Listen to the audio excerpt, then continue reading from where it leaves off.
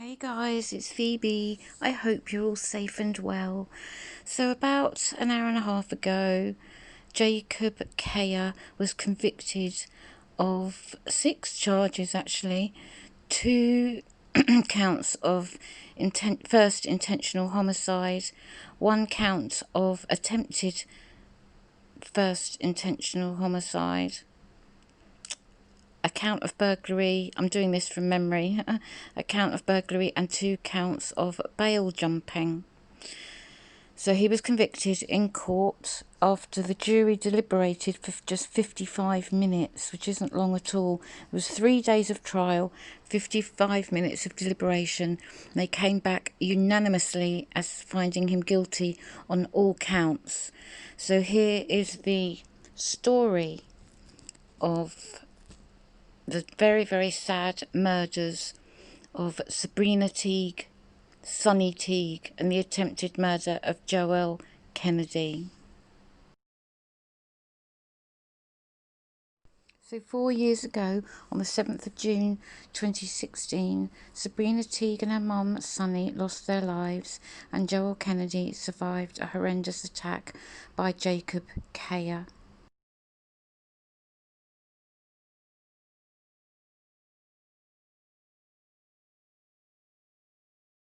So on the evening of the 7th of June 2016, Jacob Cayer claims he was at home having dinner with his parents and they were arguing and his mum was crying. Because he didn't like to see her cry, he packed his backpack and was intending to go to see a friend at a bar.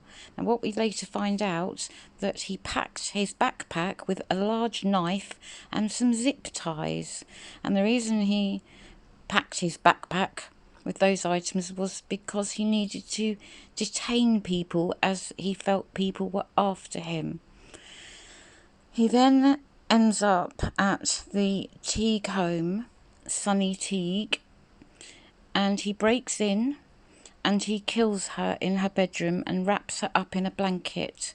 Later on that evening, her daughter Sabrina and Sabrina's boyfriend Joel, they pop round to see Sonny just to check, so that they can check up on Sabrina's mum, Sonny.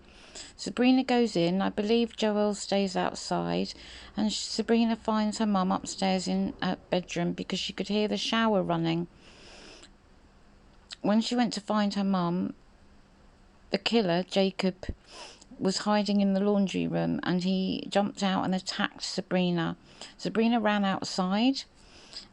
Jacob followed her and stabbed her several times.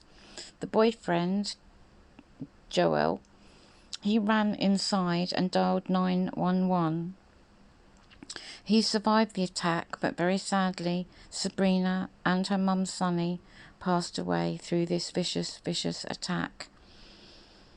The killer, Jacob, was found in the woods and he was taken to hospital covered in blood, and he claims that he has got little or no memory of the attack. He says he doesn't know how he got into the house.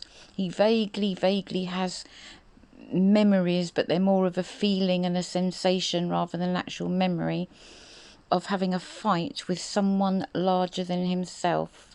So it couldn't have been Sabrina, because Sabrina's not bigger than me, he says. Anyway, ultimately he was arrested and charged with 6 counts. Well, ultimately 6 counts, because he broke bail twice, and he was on trial this week. He actually took the stand in his defence, but was very confrontational, effing and blinding all over the place. For example, when the prosecutor said, let's go through some of the things in your backpack, he said, no, let's go through all the things in my backpack. I'm fighting for my effing life here. And the prosecutor said, okay, but remember, I'm the one that is asking the questions. And he just was very combative and confrontational. However, Joel, as he survived the attack, he also took the stand for the prosecution, and he was an eyewitness, so he was able to give very compelling testimony, as was the medical examiner's testimony, because his DNA was where it shouldn't have been, shall we say. So after 3 days of testimony, Monday, Tuesday and Wednesday. The jury went to deliberate, and after 55 minutes, which isn't long, is it, especially given that it was 6 counts, they found him unanimously guilty on all charges, and the sentencing phase will begin tomorrow. So that's a very, very, very sad, tragic story of the horrific murder of Sonny Teague, Sabrina Teague, and the attempted murder of Joel Kennedy, all by this man. He looks really scary, doesn't he? Oh, really scary.